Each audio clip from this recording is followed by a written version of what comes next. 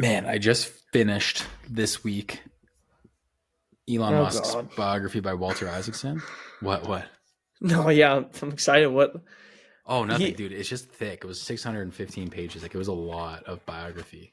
and you actually you read the book. You didn't do Audible. I read the book. Yeah. Gotcha. Gotcha. Um, Pretty much like 10 pages a day or whatever. I think it works out to like 5 or 6 weeks to finish the book in. Pretty much Mm. just in bed. I sent you a few things from like the book or whatever, but like at the end, I kind of just like took a few like lesson, like main things that just like it came up again and again in the book, and I wanted to go over them. So if you Let's do want to it. go over them, Cool. um, some of them might seem obvious, but it was just like so cool to see. Like the first one I wrote down was like take risks, and like Elon, like I know it might just be baked into what you think about the guy, and like it might just seem like, oh, he bought Twitter, or like, oh, he's the guy who flies rockets or like builds electric car brand. Like the amount of risk that he takes, and honestly has the mentality of just like, meh, like whatever, I'll figure it out. Like it's insane. Like he pretty much, I think he sold or got his share of PayPal when they sold like 100 million, and basically put like every dollar back into some sort of venture, like It was more. diversification of, well, like he was in debt, you're saying? No, I think you got like 180 from PayPal. Oh, what did I say a number? 100? Did I say? Maybe it was 100 million. Go ahead. I'm sure you know more. Anyways, no, I don't even remember if that was part of the story, but basically just like takes all his money and puts it back into whatever he's doing. And like, I don't know if that's still the case today, but it was just crazy, man. Like reading about his childhood, like his dad was an extreme risk taker. He grew up in South Africa, and like it was a really crazy environment he grew up in. Like bullies would like beat the shit out of him. Like he'd like so bad to the point where he was like Crazy. reconstructing his nose and shit when he's like a kid. Just the kind of, and he was sent to these camps during the summertime that were like basically like military type camps where you literally just like hand to hand combat with other kids and like learn to like do all these. Anyways, basically he was just raised in such a way where like risk was like such a fundamental part of his existence, to the point where like he doesn't even think of it like it's not even like it's risk to him anymore. It's kind of just like his operating system. And there's a lot of times where like in the book, like that doesn't really pan out well for him. Like he like I mean in the end things have worked out well, but like ultimately what I kind of saw was just like more risk seems to just be better. Like your risk tolerance. Like obviously, I guess it depends what kind of, like if you're into gambling or whatever, maybe that's not the best way to use your risk, but like educated risk, like at its extremes, like that's when things like this happen. Like Elon, it's just insane how willing he is to take risk. Especially, yeah, he goes all in. He went, um, yeah, his PayPal. I don't know if it was absolutely true, but like hearing this uh, strengthens what I've heard that he didn't have any money left over when he reinvested into Tesla and SpaceX. Like nothing.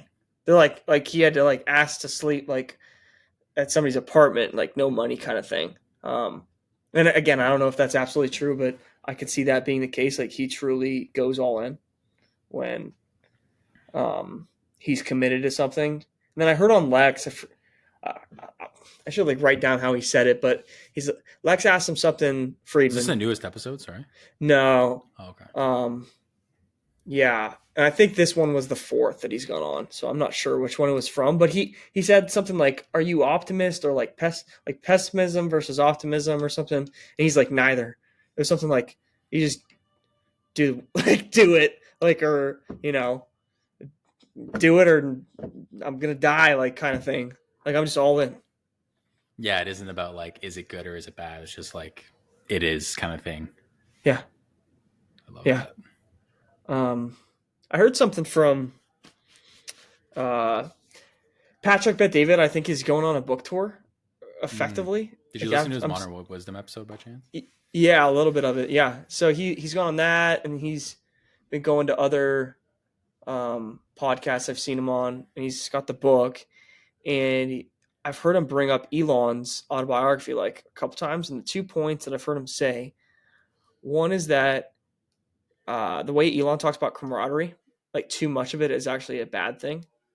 Can be a bad thing because you're not transparent and you're like you won't say what's on your mind. And then the other one was I forget what it was. Patrick McDavid kept saying it on. He went on Brad Lee. His name's Bradley. I think that's his name.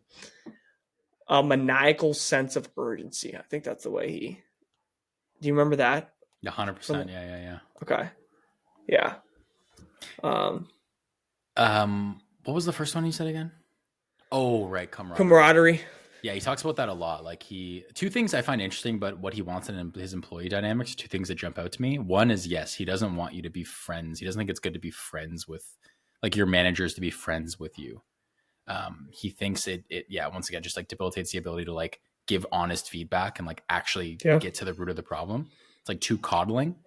And then two, he does this really cool thing with like his employee hierarchical, I don't even know, team structure, I guess you could say, where like, let's imagine he obviously works with a lot of designers and then a lot of people who are actually technicians and then whatever. So let's imagine you're at a Tesla factory and you're someone who designs cars, designs a part. And then you have someone who actually makes the part. Typically in most companies, like those two people exist in different departments. There's like the design department and there's like the manufacturing department. Or if you're in a software company, there's the people who product designers and then there's people who write the code. He says that essentially you need to work directly with those people. Like you need to, like, as a product designer, let's say you're the guy who designs the engines at Tesla, you also need to have experience building the engines because you need to understand that if you design something that's impossible to build, you fucked up like immediately and you have to go back to the drawing board. It's essentially like shortening the learning feedback curve, like the feedback loop. Exactly. Yeah. Which I thought was cool. Like he has another story of him when they were building he has a solar panel roof company. I forget what it's called. And dude, the guy's insane. And logically, the guys who designed all the solar panels, he's like, I don't care. This week you don't design, you're installing them in customers' roofs. Like he basically like dropped them like 4 pay grades. Not actually, but you know what I mean? Like you would just go and do the actual task so that they could understand, okay, why can't I install this in an hour? Why is it taking me 4 days? Like I need to design this better. So you actually like feel the pain of the people whose your decisions like impact, which I thought was so cool. Yeah. Was this close to, because those couple pages you sent me, like the manufacturing guidelines or whatever? You don't want a general that's never like been in battle kind of thing. And I forget the one have it here. way he phrased it. All technical managers must have hands-on experience. That one? Oh, wait, no. Yeah, it was like the 5.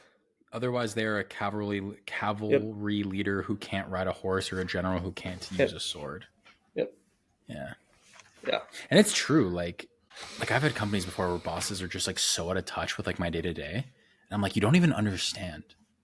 Like you don't actually understand what my problem is. Yeah. Yeah, it can happen for sure. Yeah, and Elon, like, he's the perfect model like of that with his behavior. Like he sleeps on the floor. Like he is that guy. He's the guy on the horse. He's the general with the sword. Like he's on the front lines of battle. So yeah, he for the sleeping on the floor, when he bought Twitter back, or when he bought Twitter, just in general, I shouldn't say back. He didn't buy it back.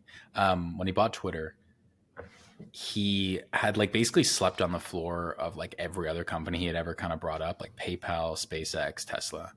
But Twitter like had already been established, and so it didn't like go through that. But when he basically like fired all those people and like rebuilt the company or tried to, he like intentionally moved all of his things into the Twitter headquarters and like slept there. It wasn't even like I'm busy. It was like I need to show these people this is how I am.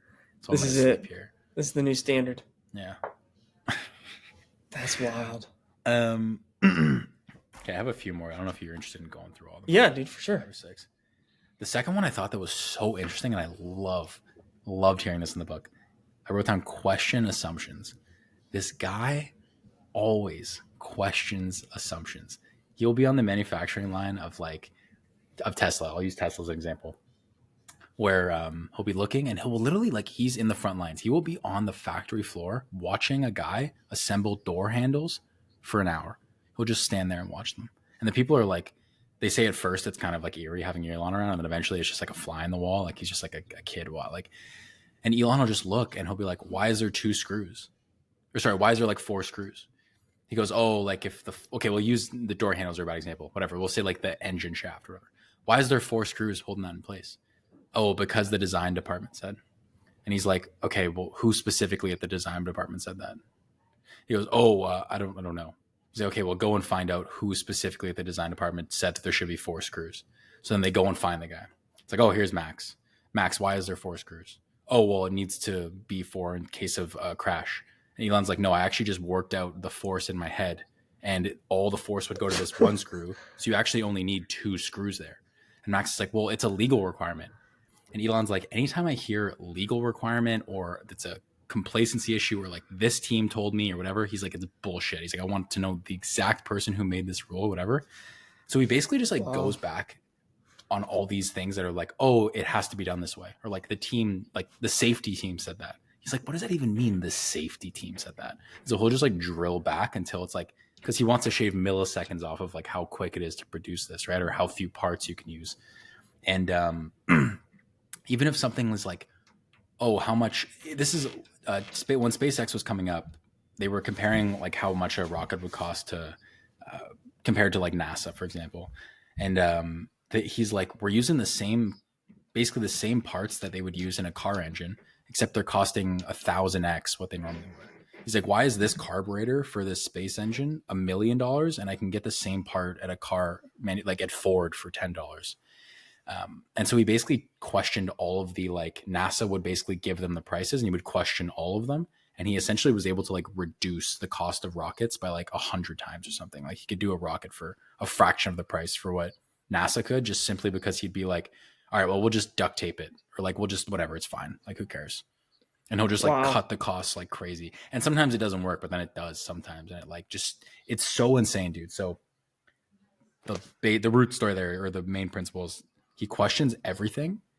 And it comes back to like his first principles thinking. That's the next point I wrote down. But like, why does it have to be that way? Like, I just did the physics in my head and it shouldn't be that way. And the so atoms why not? Can realign. Dude, seriously, it's crazy. So, and yeah, it is interesting. Like you hear that a lot where people will be like, oh, it's just like how it's been, the way it's been. Or like, oh, that's how we've always done it. Or like, it's a legal requirement. And Elon's always just like, what does that like? That doesn't mean anything. That's meaningless. Like, you don't even know the person that made that legislation. He's actually gotten like legislation changed before because he's questioned something. He's actually gotten like safety commissions like redact safety concerns because of what he's like pushed back on. It's insane, dude. It's crazy. Yeah, and the Teslas are like, I mean, he says it, they're like the safest. I mean, one of at least, if not, like they're one of the safest vehicles on the road. I think it was he was on Rogan recently, and I don't know if I heard it on there, but like you can't flip a Tesla. Like the bottom is so heavy, like the car will never flip over. The physics of it, or however, yeah, I don't know. I've never heard of that. So weird, yeah. They've done tests where they basically slid the car completely sideways and then hit a stop on like the wheels, and the car just goes like this, and then it just falls back onto its 4 wheels. Dude, so strange, man. Have you seen the newest one with him in Rogan? Yeah, a few weeks ago, right? Or whatever. Maybe it was. It was on Halloween. Yeah, yes. It was on Halloween. Yes. I don't. Did we talk about that? I don't think so. Yeah, he kept saying it like over and over. He probably said it 5 times. How hard manufacturing is, and it's a NASA thing. I'm sure it's like physics or whatever. I heard it elsewhere, in a different way, like points of failure. I think it was like, maybe it was the Elon thing on Netflix for like going to space. Anyways, no, I think it was actually the newest telescope that's up. I forget what that one's called. The one that's like, it's the new James Webb. Is that what it is? Okay. Yeah, James Webb. Yeah, look that thing up sometime. James Webb telescope? Yeah, it's like the new, you've heard of the Hubble telescope? Yeah, it's like the new one or whatever that's like way better and bigger and does some crazy stuff. What is the context of this? Sorry. Just to say that when I was listening to them about this telescope, they kept saying like points of failure. Like if, um, I think on this telescope, I don't know what it was. It was like 100. It could have been 1,000. But like if any one of these points fail, it all fails. Mm. And that related a lot to what I heard Elon say about the speed of the production plant, or the manufacturing of Teslas. And I would think it's very similar in SpaceX, but for sure Tesla, because it's just way bigger numbers, is you are, I don't know how you exactly phrase it, but like you're bottlenecked to like the slowest, most inefficient part of the system. Like you're only as you're, the strong as the weakest link, that kind of thing. But like he kept saying it over again, because like you're limited to that constraint. If there's 1,000 parts and one part is off, the whole thing is slow. Mm. Yeah, that's a crazy thought. I was just running that through in my head, being like, okay, if the front is slow, like, yeah, if the back is slow, yeah, if the middle's slow. It's like, it's true. It's just literally a bottleneck. It's crazy. Yeah. I mean, I worked in a sandwich shop in college, and like that had like 4 moving parts. And like if it's super busy and you're like, dude, the one dude's like not there, like somebody didn't come into work or late or like whatever, you're like, oh, come on. Like, right? And that's 4 or 5 or whatever. And there's 1,000. There's 1,000. Yeah. That's crazy. Yeah, it's interesting to think about. Like the guy at the cash is just like super slow checking people out, and you're just like, get the fuck on with it, guy. Like, oh, sometimes you want it, because like the thing that's like really, it can just get really inefficient anyways.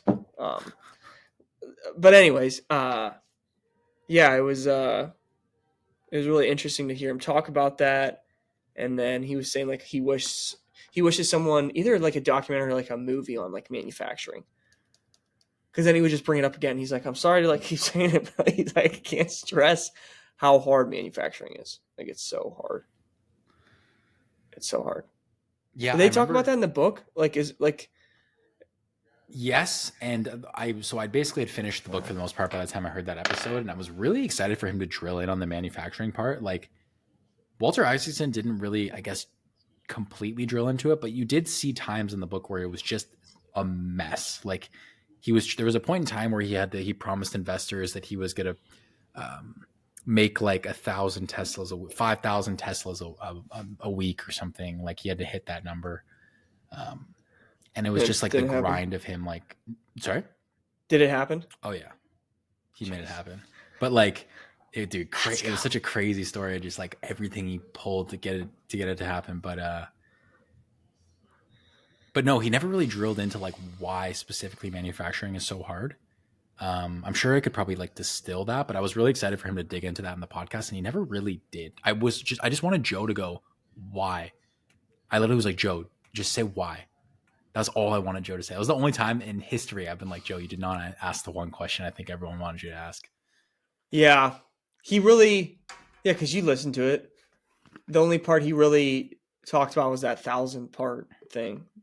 See, I didn't even remember. I was doing something while I was doing it, so I guess I don't even remember this part of the podcast. Oh, I guess, that was the part that kind of had an explanation. Oh, fuck. He's like, yeah, if one part of the 1,000 part thing stops, it all stops. That's insane, man. Pretty hard. I heard it from, his name's Jim Keller. He's like one of the best computer chip dudes or whatever. And he worked at Tesla. And I heard in an interview with him that Elon works, at least probably in Jim's experience, at least, and Jim's like, 60 or whatever. He's got a lot of experience.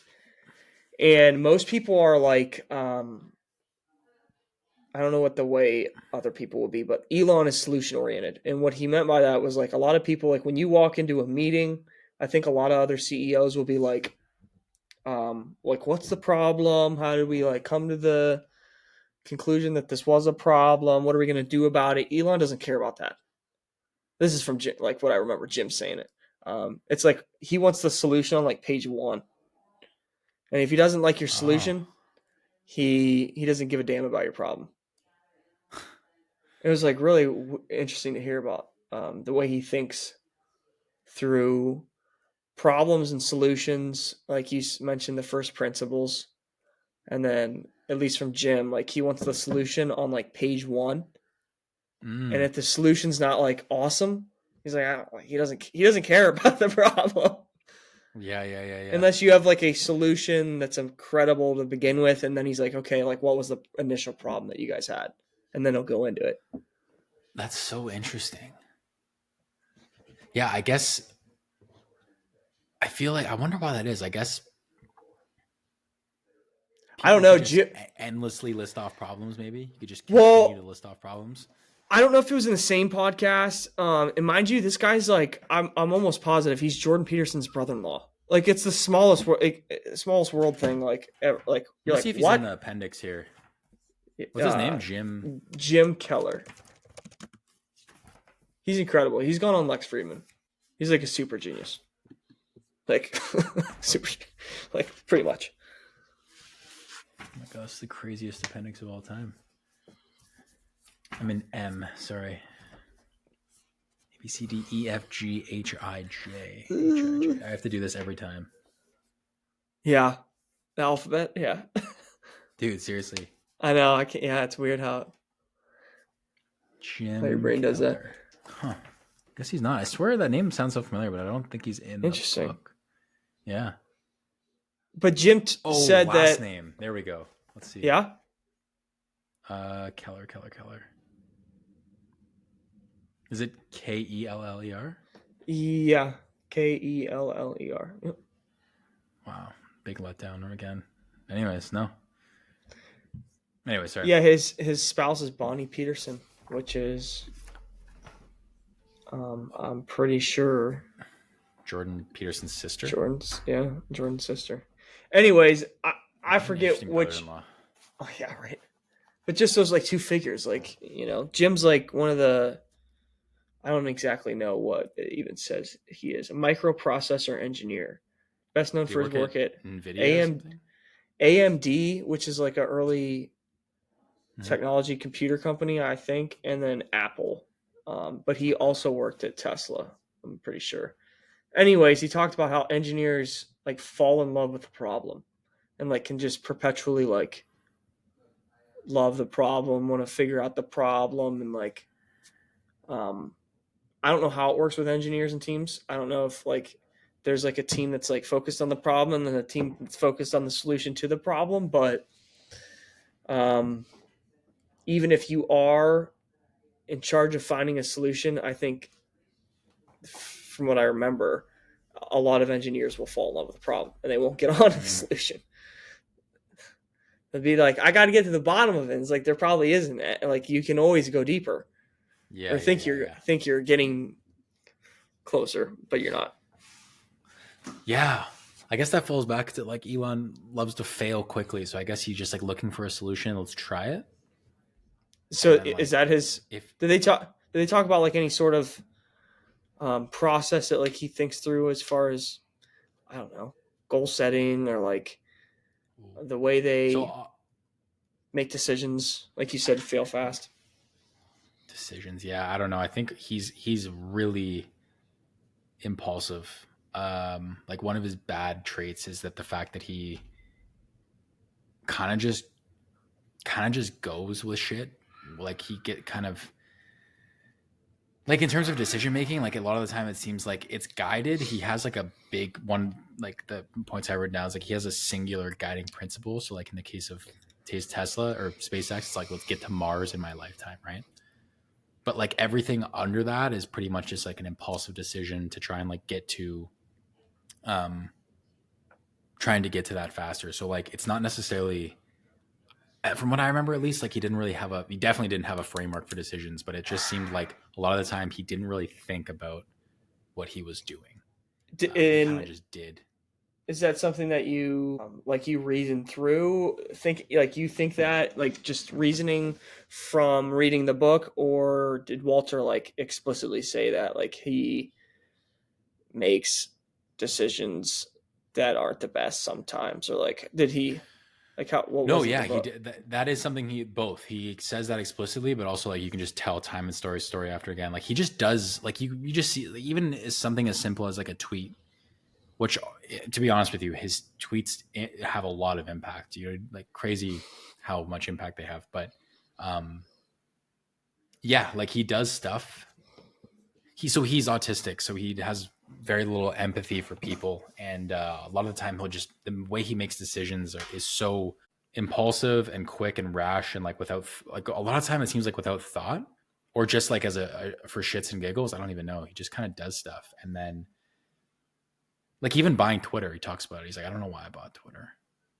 Like it kind of just started as like a joke, and then like at the end, he's like, I honestly wish I didn't buy it sometimes. Wow. It's like he didn't even like if there was a $44 billion decision, he kind of just was like, ah, fuck it. Like, so anyways, it's kind of crazy. Like so I don't know. I think maybe Wow. He if says I had that to speculate, it would probably just be like the whole fail fast thing. Like he's probably just looking for the next step, and let's just do it and figure it out. Yeah. But that's interesting. he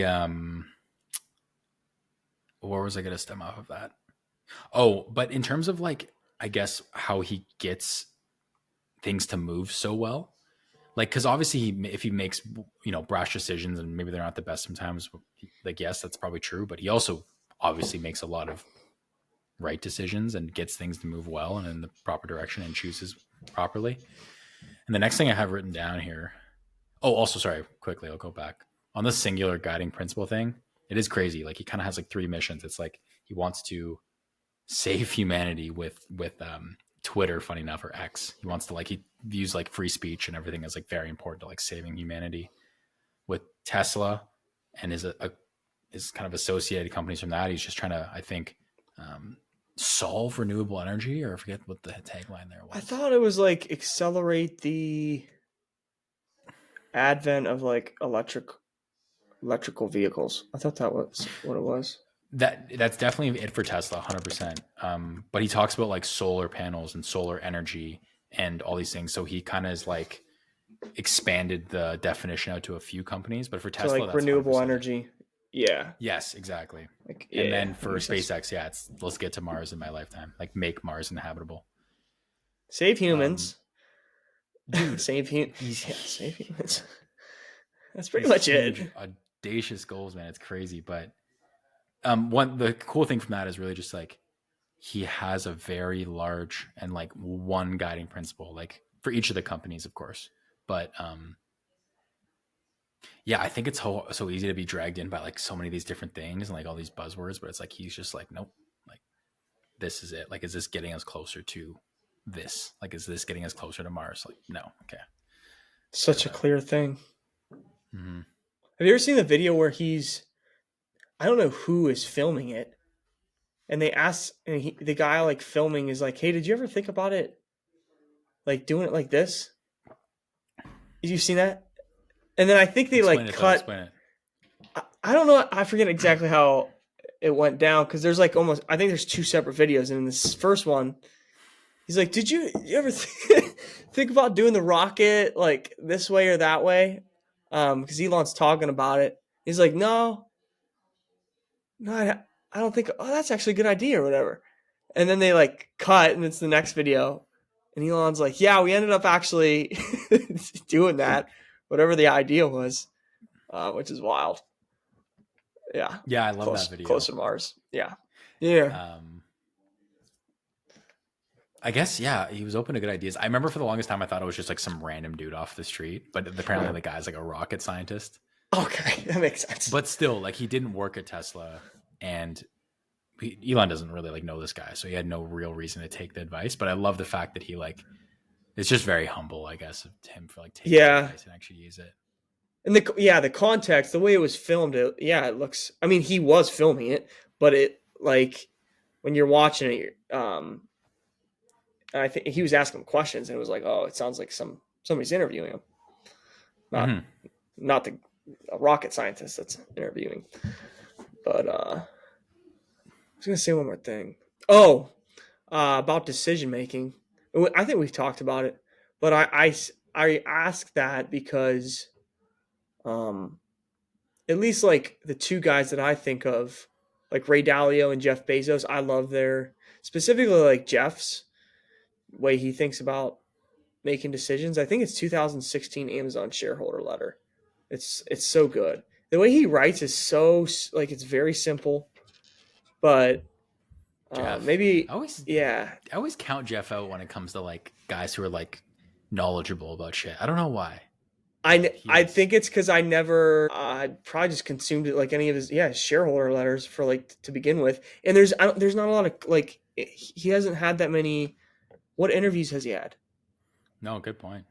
There's no, at least for I me. guess he was kind of building back when it was like I guess a lot of the people we hear now are like much more involved in the current space. Like I don't know, he was building back in the early 2000s, right? So like I guess it was just that was Yeah, kind of the Amazon majority started of in the news. '94, I think. Wow. Yeah, Anyway, and sorry. that was his first company. One and done, baby. We're good. Nice. Nice. They did so like he talks and he's like, yeah, we're growing really good. We did 600 million. It's like the first 3 years or something. Like you're like, what is going on? Especially when you're like, yeah, this is first. I mean, to my knowledge, this is his first company that he ever started. That's But insane. the decision making, I love it because he's like, most decisions that you make, he calls it high velocity decision making. High velocity decision making because it's the decisions that are like you want them to be good, but you also like want to operate with speed because if you don't, I forget the way he phrased it, but like making a good decision slowly can, I would think, end up not being a great decision. Right. That factors into the actual like goodness. I can't think of a better word than that of the decision. Like the speed Yeah, the is a quality. factor of the quality of the decision. Yeah. Yeah. Yeah, yeah. And I'm now just thinking about it. Yeah, because you could make multiple more decisions. You literally won't have 100%. I thought about this on my walk either today or yesterday. Like, you hear the quote like hindsight's 2020. But if you actually had all the information, like if you literally had it all, would be to look backwards, like in hindsight. Like, because we can't predict the future yet. So it's impossible to have all of it. And I think in the shareholder letter, he's like, you want to have like around 70%. And I'm sure Jeff like thought about it. It wasn't like 75 or like 80, or at least that I'm thinking about it, like moving forward. Most decisions you want to operate with like 70%. And they're like type two. I forget which one's which, but like they're two-way doors. You can like go in and you come back out. They're reversible or whatever. Okay. I think So you want to we know talked about about this with Zach. 70% of the yeah. You want to know about I'll just 70% of the facts or whatever of the things necessary, and then you want it to be reversible, so we can easily go back and make another decision. yes. And you can Nice. go on about Amazon.com. Like it's Amazon's website. And you And can just what would you type in? 2016 Amazon shareholder letter meeting. And you can just read all the letters. It's like Jeff wrote letters. That's awesome.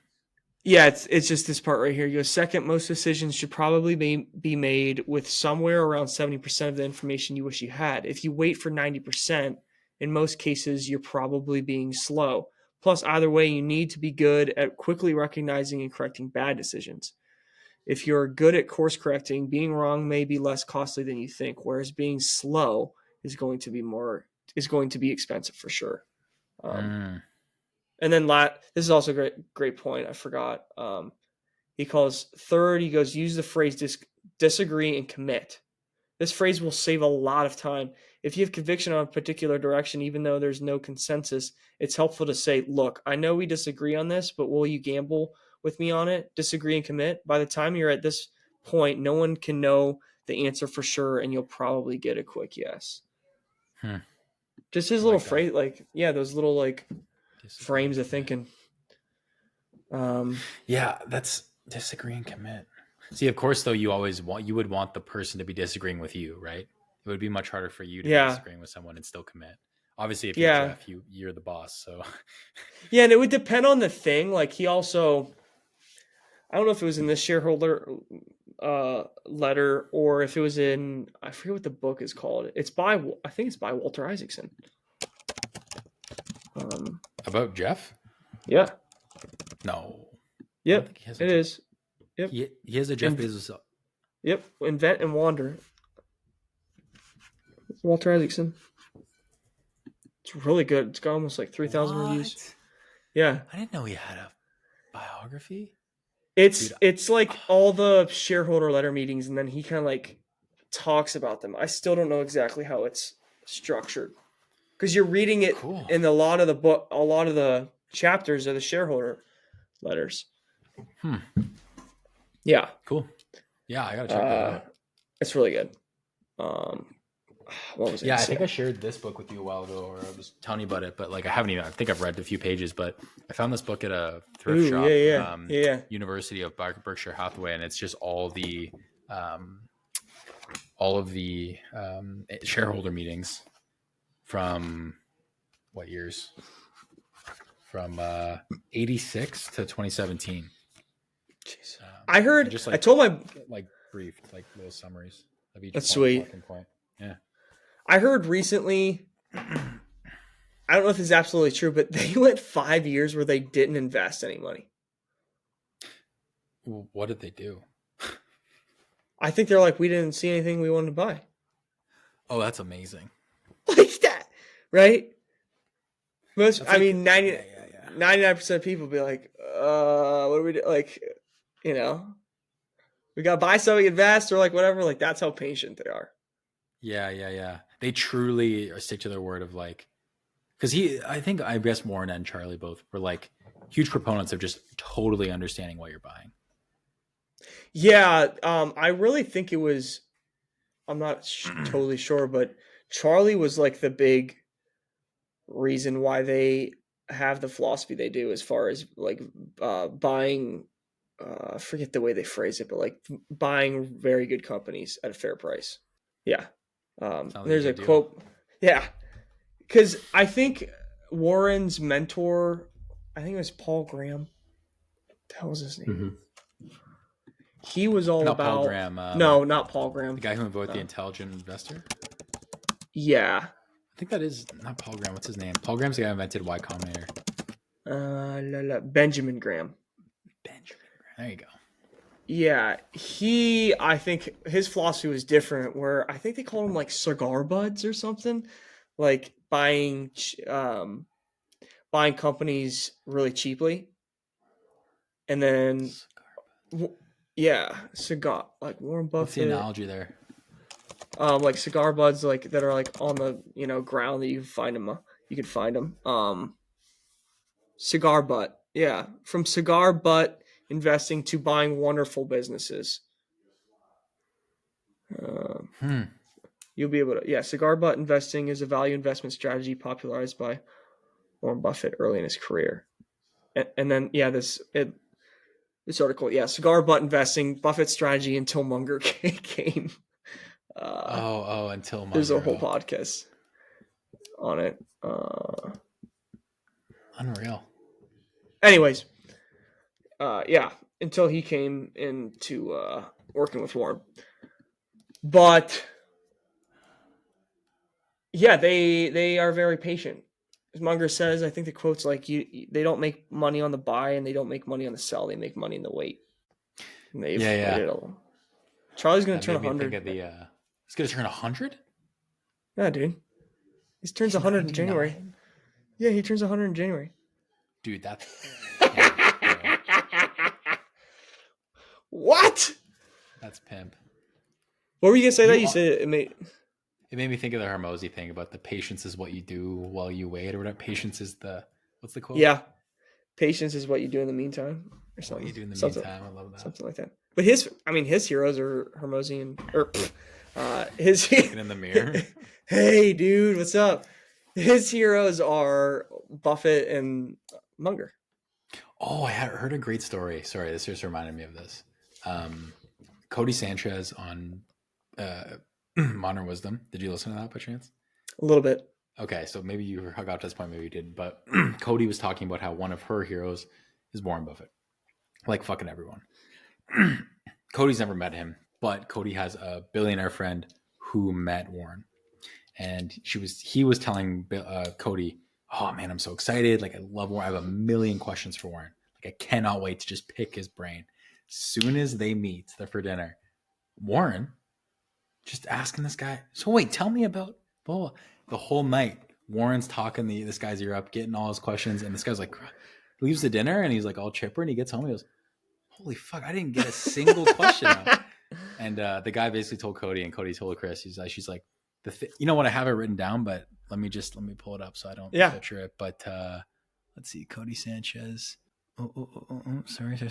There it is. Who is the other guy? She kept it anonymous. I don't know. The smartest, richest people ask the most questions and try to improve their intelligence the least. Which I just love. But try to improve their intelligence the least. Try to prove their intelligence. Oh, I thought you said improve. I'm like, what? My bad. Yeah, so it's just interesting. Like he was just interested in learning from this guy, who like by every metric probably had nothing to learn from this guy. But I just love that. I just love that story of like, that's why that guy's fucking on top. He never stops. They read like 500 pages a day. They say. Fucking nuts. Like there's no amount.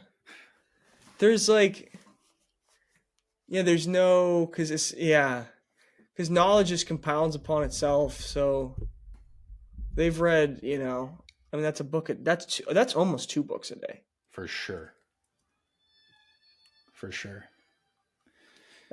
Like there's levels of the game. But what else are you gonna do if we got 5 years and we're not gonna buy anything? Let's read 500 pages a day, dude. Yeah.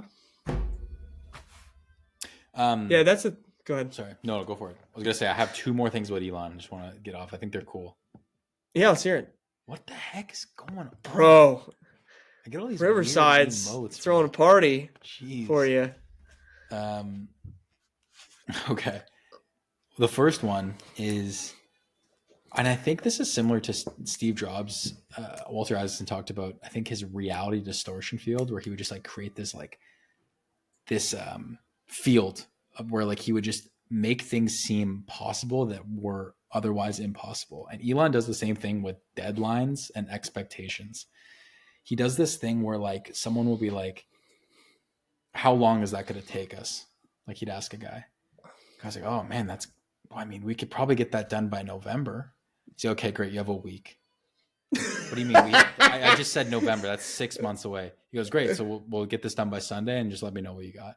And they're like, what are you and he goes, sometimes they hit the deadline. Sometimes they hit that deadline. Most of the time they miss, but it doesn't matter. It just starts getting people to think, okay, I don't have 6 months. I have 7 days. Like, what can I change? Parkinson's law. Beautiful, man. Like people, it might not be the answer, but Elon's like, great, we're going with that now.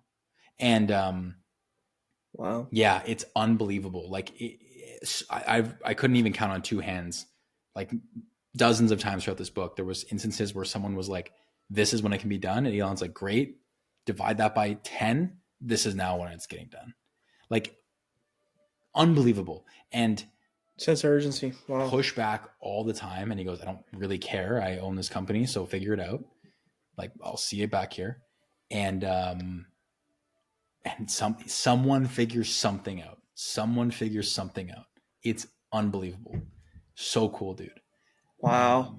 Yeah, it just blew my mind. Like he just, it reminds me of like the self-limiting beliefs thing. It's like, it's almost like you need someone to believe in you more than you do for you to get that done.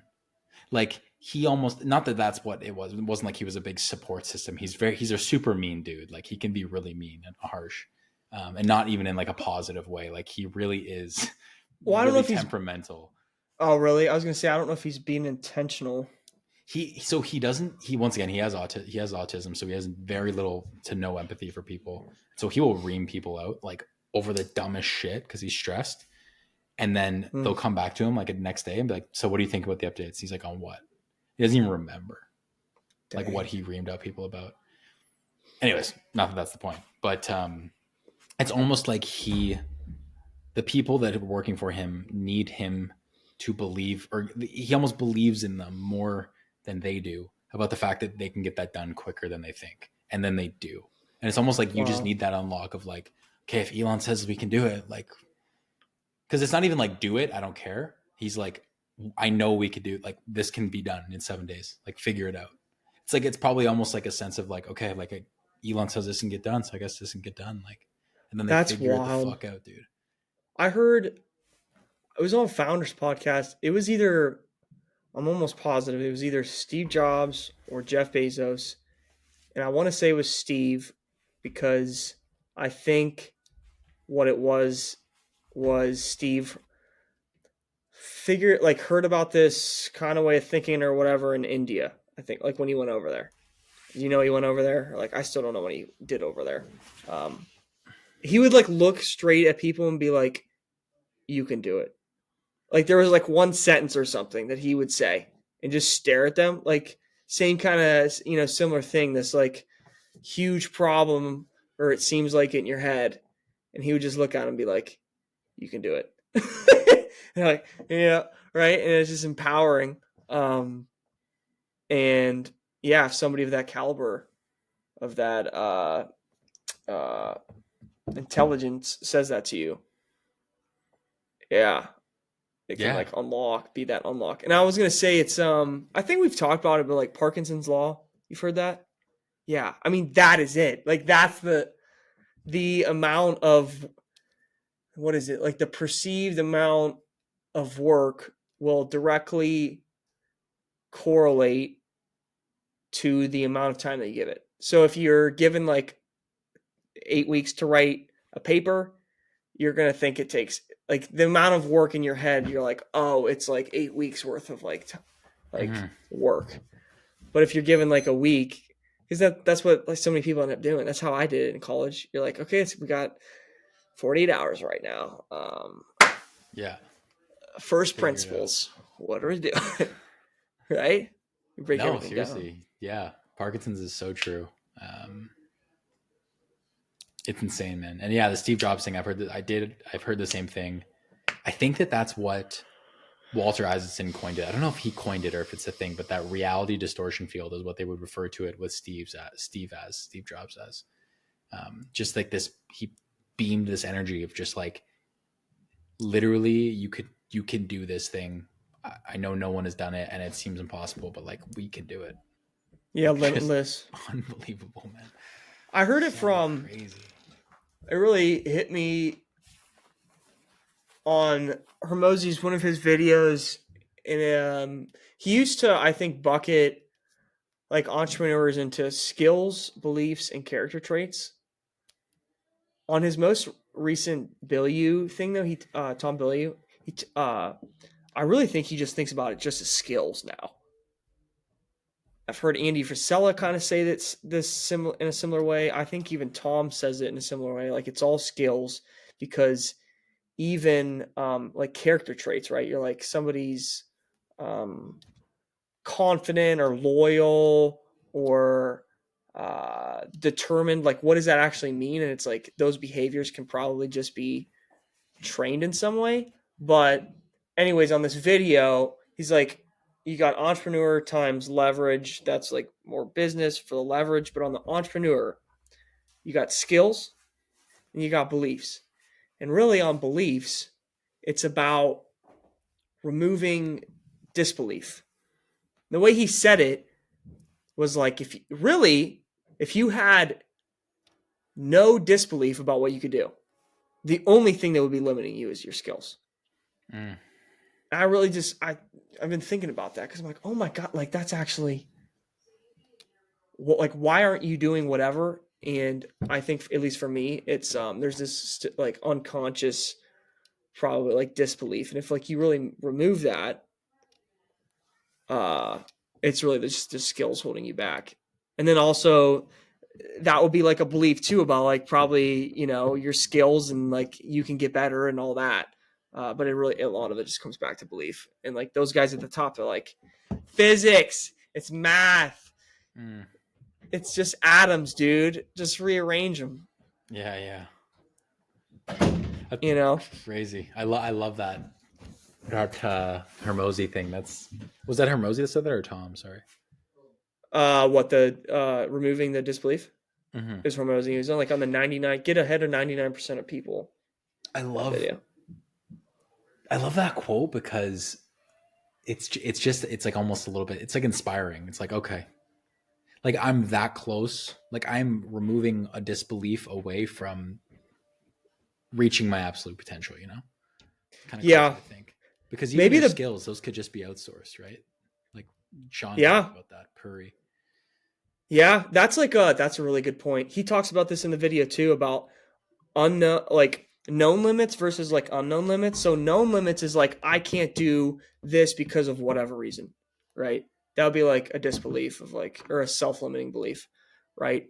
And then the ones that are actually, I think what he said can hurt you more are the unknown unknowns, like when he was doing like the gyms or whatever, and then somebody told him, you shouldn't even be opening up gyms. I think this is the way it went down.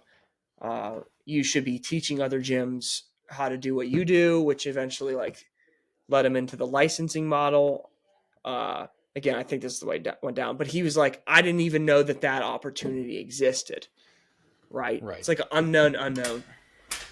Sean Puri talks about this, I think, too, in a similar way.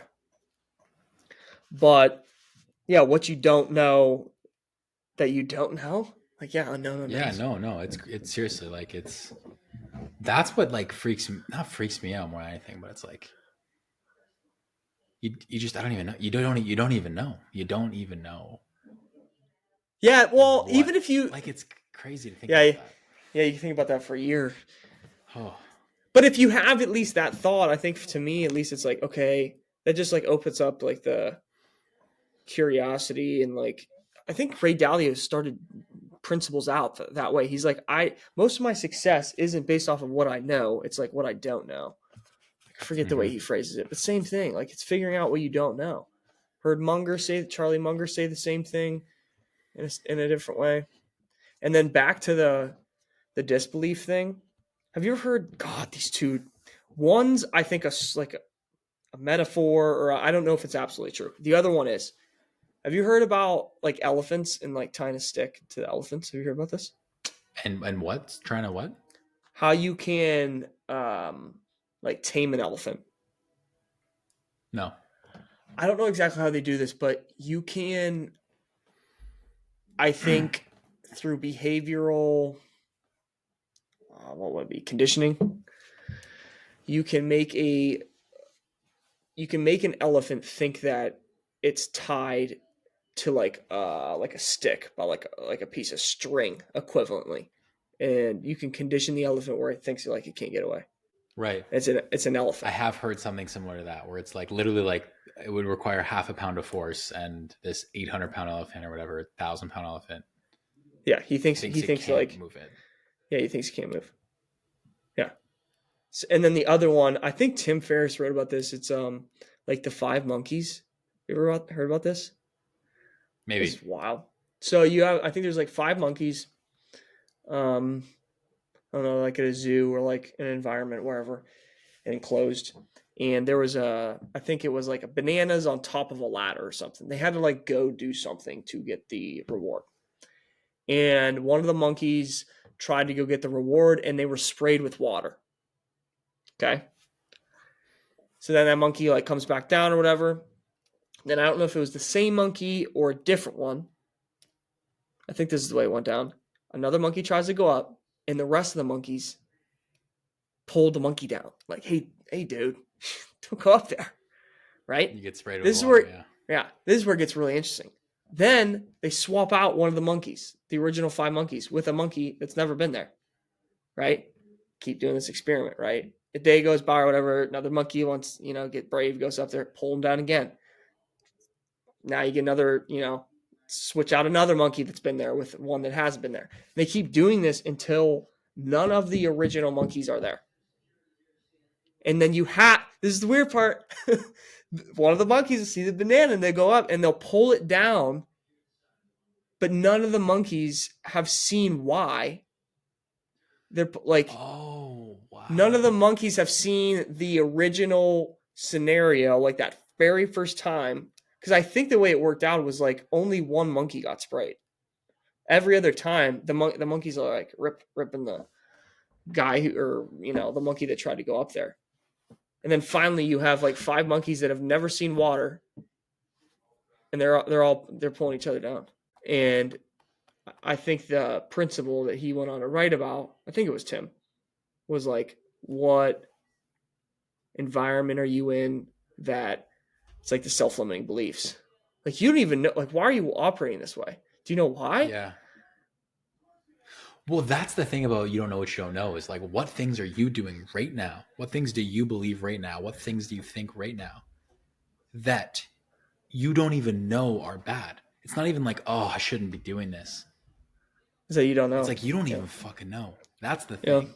That's kind of bizarre. But I do agree with you earlier. You said like, I think that, I don't know if you said this, but what I implied was like knowing that you don't know things or knowing that you don't know what you don't know is almost like an awareness and a first step towards Right. figuring out what you don't know, which I think is a huge thing. Just the awareness. Mm-hmm. I don't know. So I think it's all you can do, all you can really have. I don't know. At least to start, yeah. At least just, I don't know. Yeah. There's another one, I think. Man. Yeah. Crazy.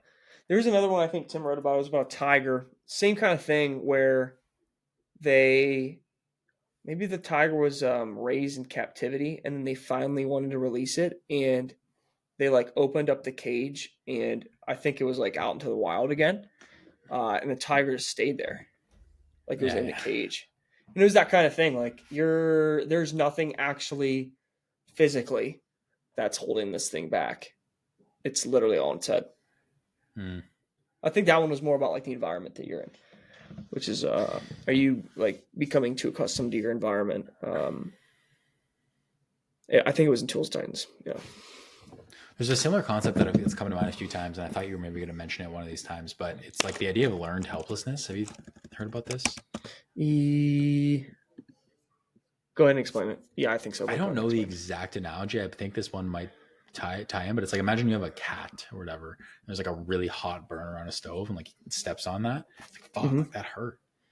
And so then like, it's similar to the monkey example. Let's say, the cat steps on it, burns his foot. He's like, what the fuck? So he doesn't step on that. And then like now he just like always avoids the burner, like all the time, walks around the burner and shit. Even though the burner is only hot like 5% of the day. And so like he thinks that like, I don't know if this is exactly learned helplessness, but there's the idea, learned helplessness, animal experiment. It might be this thing, because I've found the thing. It's all Tools of Titans, the monkey one and the tiger. I remember it being like a dog one. The dogs who laid down and acted helpless. This is it. Oh, it was something to do with like a shock. They would like shock a dog if they were on like a certain side of a divider. But at the I don't. You know what? I'm not even trying to explain this without reading up on it. But basically, the dog would eventually just lie down and take the shocks, even though there was another side that was like, fuck, I forget what it was. Basically, the dog just got to a point where he just learned to be like, oh, whatever. I guess this is the way it is. Like, I'm just gonna get shocked, even though there was a way for him to like very easily and intuitively like not get shocked, but he just like learned to be helpless. And it was, I think the analogy they drew to people was like the fact that people just like sit in their circumstances, like, oh, like I guess that's just the way it is, like whatever. It's like, no, like you're not looking at the other alternatives. Essentially, it's like people just like learn to be helpless. Yeah, you see what you aim at. I mean, that's a huge thing. Like that's a Jordan Peterson thing, but like, yeah. If you think about all the problems, you think of problems. Yeah, hold on, I go to the bathroom. I'll be right back. Go for it. Yo. Did you find it? I did. I went to ChatGPT, of course. I don't know why I did it before. Yeah, I mean, basically, I guess I can explain the experiment, but there was just like a control group of dogs who were like able to, they were administered shock, but there was a really easy way to eliminate the shock, stop it from happening. And then there was another group where the shocks were random and they had no way of controlling them. And then they exposed both dogs to random shocks. So they exposed both dogs to these shock chambers where if you jump from one side to the other, there's just like two sections, like a very low barrier. Like if you jump to the one side, there was shocks, and if you jump to the other, there was no shocks. And so the group that was used to being able to control the shot, like them just stopping the shocks, they would very easily jump over. the group who essentially was like trained or whatever, conditioned to have random shocks, they wouldn't Mm-hmm. even try to jump over to the other side, even though it was like an inch deep and they physically could. They would just sit there and take the shocks. Like they didn't even think to They didn't go to even the other think spot. to try. So they Wow. just like learned to be helpless. They were just like, this is just the way things are. Wow. Yeah. Kind of crazy, man. Yeah, if you Hormozy, like learning, same circumstance, different behavior, Mm. and with that, they, I guess, not doing anything is a form of, it's a form of doing something for sure.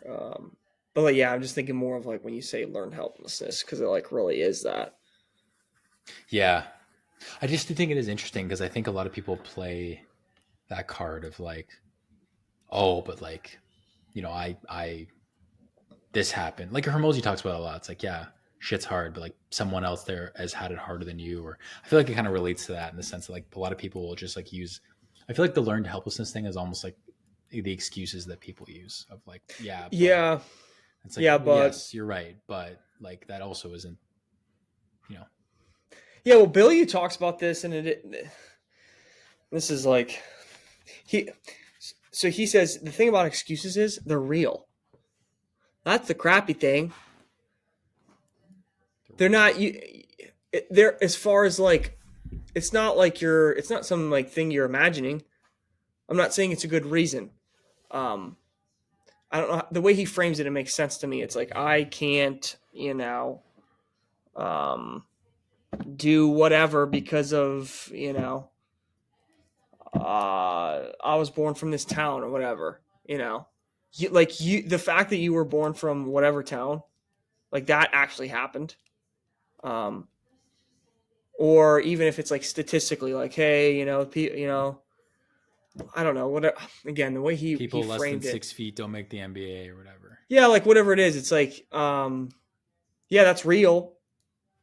Like that excuse is real, but are Right. you like in now what? Right? That's yeah, that's a great example. Um, yeah, it's like a form of that learned helplessness, I guess. Yeah.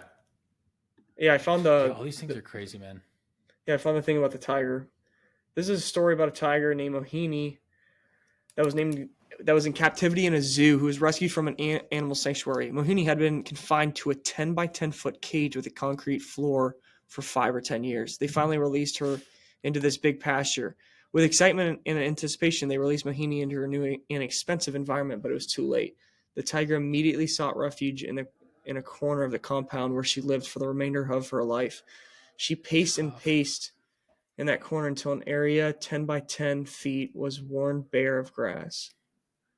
Perhaps the biggest tragedy in our lives is that freedom is possible, yet we can pass our years trapped in those same old patterns. What past limitations, real or perceived, are you carrying as baggage? Where in your life are you pacing in a 10 by 10-foot patch of grass?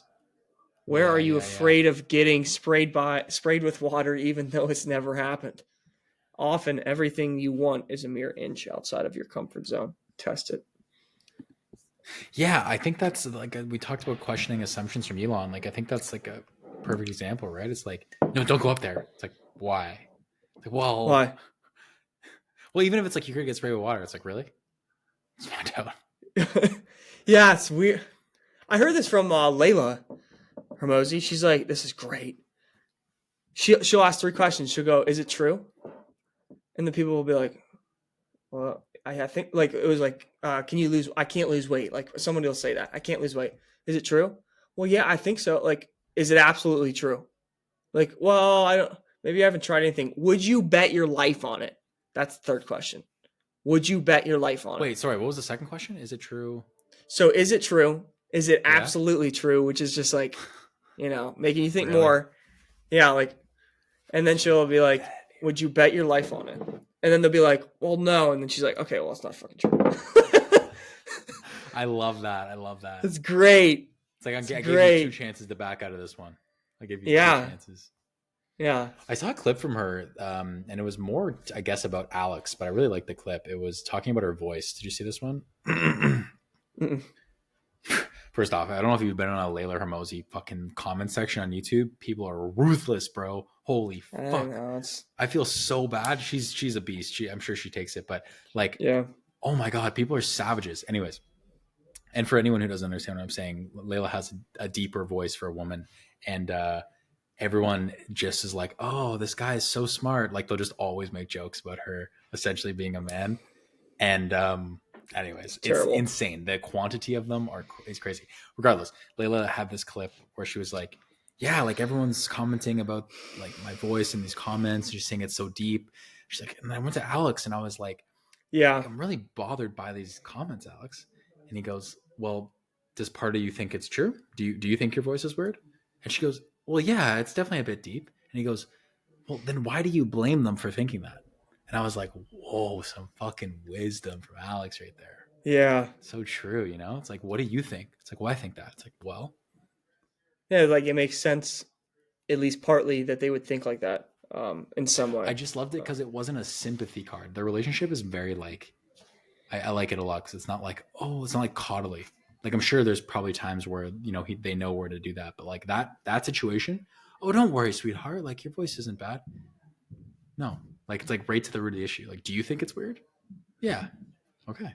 Then why wouldn't they think Yeah, it's? You know what I mean? I just like I fucking they just released. It's so good. They could be like in another life, or they still are kind of like behavioral scientists. Like yo, fucking seriously, dude. they're so on point about behavior, like reward punishment. And like you would ask me this a year ago, it's like, yeah, duh, reward punishment. And it's like such they make it so a lot of it's just because like they have the evidence to back it up. I think like that's the Mm-hmm. biggest part. But both of them are such clear communicators, like so articulate, both of them. And you just have to go watch it.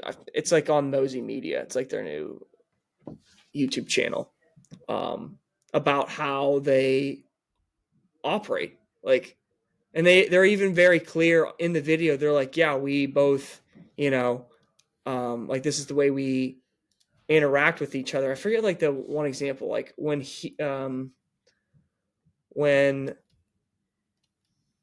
I think Layla would get mad, like he would just like stop being like he would just stop talking, and then she would like get all happy or whatever, get nice after that, and then like they realize that, and then like it's like, okay, like when you do X behavior, I act this way, and then like you start to like change that, and like it's all Yeah, like the it's like story. writing down in his notebook, like, Yeah, well, the example that he gave them, like, oh my god, that's so true. Is like if like you have like if you have a son, um, yeah, if you have a say you're a parent and your son's all like out all night and like you're mad about that, and then he comes home and then you punished him, you just mm, punish the kid for coming home.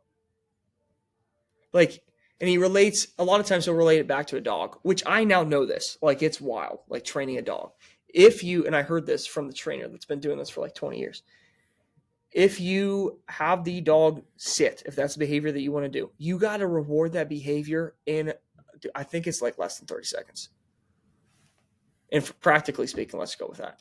Because it's not even a minute, dude. If you reward the dog, like if I rewarded my dog like a minute after he sat and I wanted him to sit, he will not associate me saying good job with sitting. It'll be whatever mm, behavior just happened, wow. right? Uh, Now the time period for humans, I imagine, is much longer, but I don't know what it is. I don't know. I was actually just thinking about that in my head when you were saying that, and like I was thinking of like if you gave someone feedback while they were doing something else, I'm sure part of their dude like as much as we're smarter than dogs, like this part of the brain right back here, right near Yeah, the stem where everything evolved this way, this stuff back here, like it's the same right. for like a lot of things, you know. So I feel like a lot of it's Exactly. back there. I don't know. Yeah. So if you can apply that principle and just think like, okay, you just did whatever behavior just happened. If you're like rewarding someone, like you're like, hey, like whatever it is, you're being nice or whatever. What behavior are you actually um, rewarding or like punishing? Mm-hmm. It's wild the way they think. No, they're very smart with that. I don't know why this just reminded me of this. A similar type of thing, a story that always stuck with me. Um, there was this employee that was like, it wasn't with them, it was some other people, but this employee that was like treating customers really poorly and like didn't have good customer service and like wasn't being respectful. And so like the owner came over or like someone was like, oh, we need to talk to like Stacy, like she's like not doing like whatever. Okay, like I'll talk to her. And like next day, the next week, or whatever, they noticed like this employee was performing like way better, like really greeting the customers well, whatever. And she's like, oh, like what'd you say? Like, did you yell at her? Did you give her shit? And the person who went over and spoke, I know this is super vague. I'm trying to remember all the details, but don't remember the relationship of like the managers or whatever. But like, yeah, so did you like yell at them or did you like give them like shit? They're like, no, like I told Stacy like how great she was with all the customers. Like I really thought that she was doing a good job and she should keep it up. And I guess like I think it actually might have been an influence by Robert Cialdini or whatever, but it was essentially the idea that like they rewarded like good behavior instead of something I hear Alex talk about a lot and Layla, like they rewarded the good behavior and they like spun it the positive way instead of like punishing the negative behavior. So it's along the Yeah. lines of like, hey, like you are really good with customers. Like you are really good. I love the way that you greet them. You smile when they walk in, yada, yada, yada, all these things that didn't happen. And she goes, oh yeah, I am that way. Like they start to Yeah. associate that way. And I just thought it was interesting. Like what a cool approach instead of being like, you need to do this. Like you're bad at this. It's like, I love the way you do this. And they like, you kind of like deposit the things you want in, right? Like I love the way you smile when they walk in. I love the way you say thank you and have a good day when they leave. And she's like, oh, okay. Like, I guess I did that. You're right. Like, I did do that a good good job. job. Okay. Anyway, so it's Yeah. just funny how we're like, you think we're so smart and then like we're such evolved, intelligent people or species. And then it's like, nope. Cookies and sticks. Fuck, seriously, man. Like dangle the carrot. Like, Yeah. I mean, that's so much of it is that you're running towards pleasure or you're running away from pain. Less of a both. it's interesting though too because less of a reward is like a punishment too, and then no, yeah, less of a reward would be a punishment, right? Yeah. Yeah. Less of a reward could be a punishment. If it's like less than typical. Yes, that's what it is, and then less of a punishment will be a reward. So there's like that too, right? Interesting. And like what work environments like facilitate which one? Because I've heard like Cody Sanchez talk about it. I've heard Alex talk about it. How like Goldman Sachs is all like the pain, like run away from pain, dude, because it's coming in like 80-hour work weeks and your boss is yelling at you, and that's the environment that they facilitate. Like that's really it can be tough. Mm-hmm. And they want. they I guess raise they the want to do bar. the opposite. Yeah. The, I yeah, think the way they said it, or maybe you go if you know it. I don't know exactly how I forget how they said it, but it was like expectations are super high, and then like also how they reinforce that behavior. Right. Like if you I think don't, it was like these perform. people don't want to work that hard, but you raise the bar that high for them to meet that expectation. Because if you don't, you're gonna get reamed out. But then inevitably that leads to burnout. So those people quit. But because they're Goldman Sachs, they have an never ending pool of candidates that could fill that role. So they just continue to raise the bar. Versus like Yeah, Alex's company, I think it's like there's no negativity getting them to that bar.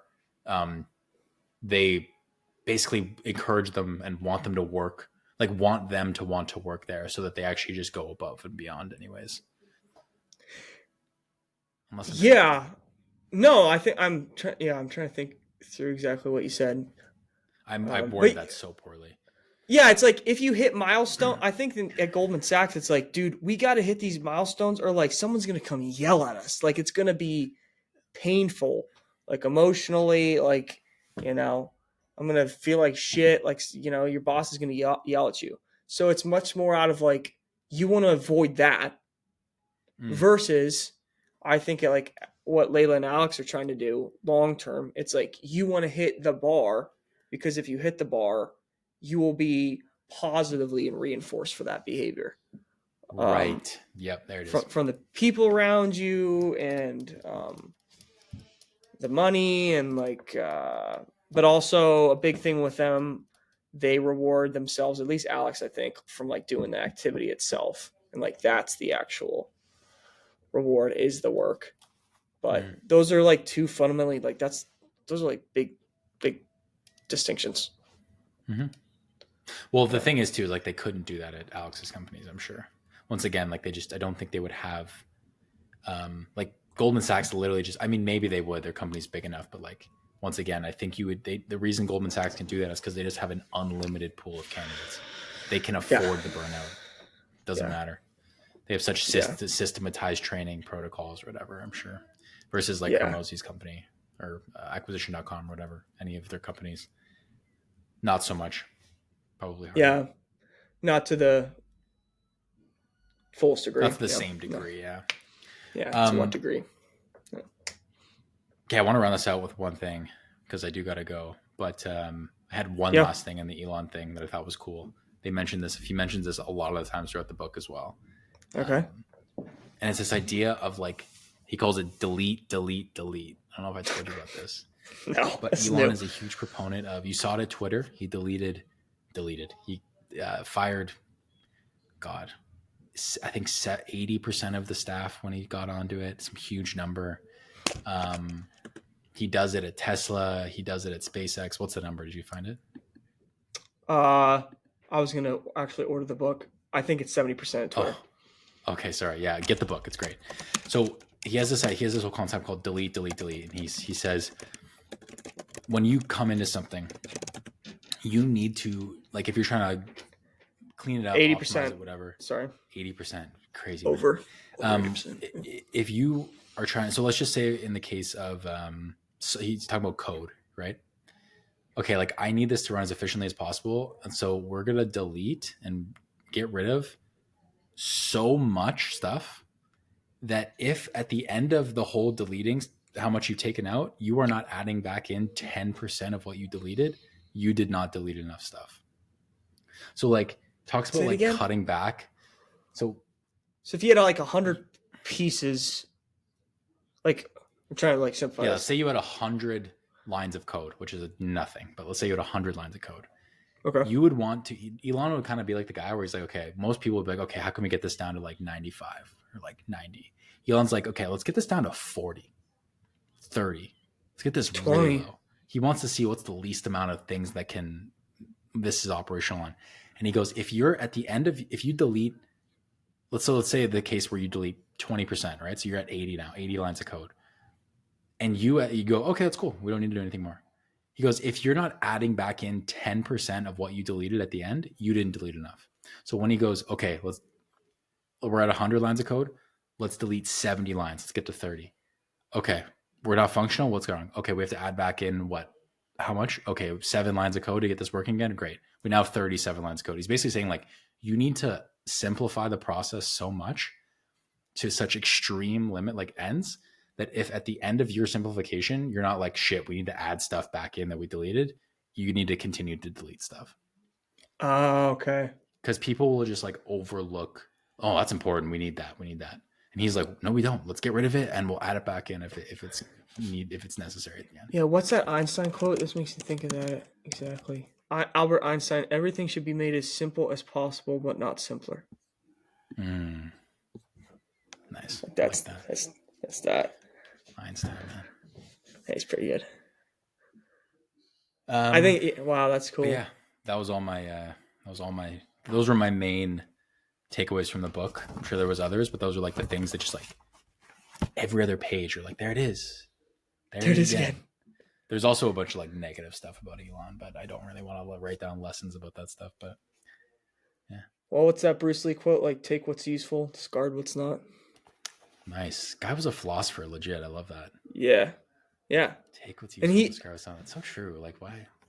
You know what sucks too? Sorry, I hate to bring this up, but like, every book review I look up, it's just all these like people don't even review the fucking book, man. Everyone's just shitting on Elon the whole time. Like it's so frustrating. Like I go up, I'm trying to like figure out like, so I write down this list. I'm like, let's see if anyone pulled any other interesting lessons. I'm looking up like Elon Musk, Walter Isaacson book review, book lessons, best lessons, whatever.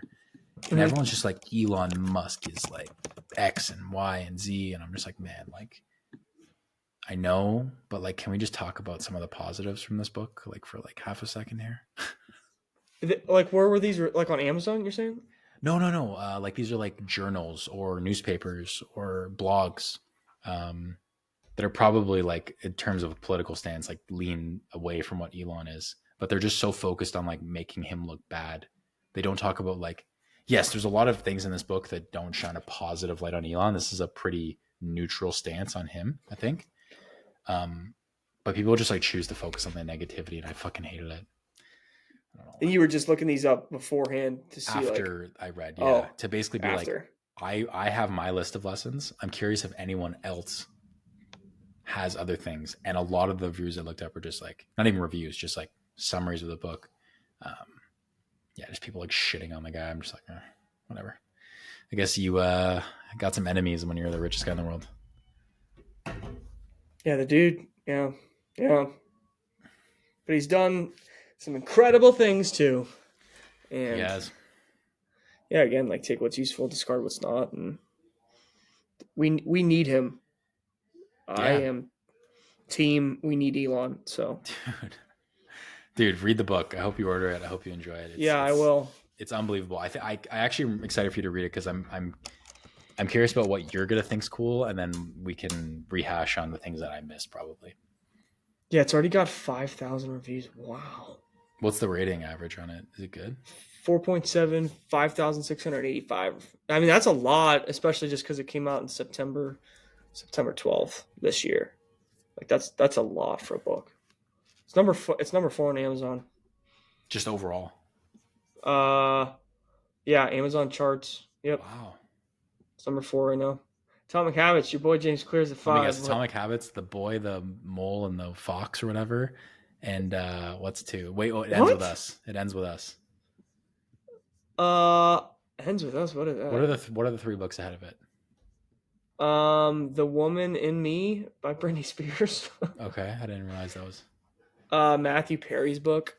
I don't know. Makes sense. Yeah. And then Killers of the Flower Moon. Oh, I just saw that. What is that a novel? Yeah. It's a novel. It's a true story. Scorsese directed it. Leonardo DiCaprio and that's that movie. Robert De Niro are in it. That's why it sounds familiar. It's a bit long. A bit too long. We got 3.5 hours. A bit too long. Yes. Yeah. It was okay. Elon. Yeah. Then we got Elon, Atomic Habits, Outlive, 48 Laws of Power, Can't Hurt Me, Subtle Art. Wow. Enough, Spare, 12 Rules of Life. Interesting. I never really look at the top Amazon. It shouldn't really matter. I mean, yeah. I guess read what you want, but I mean, there is something to reading the good books. Read what you want. Read what you want, man. So I'll end it. Cool. All right, this was a good one.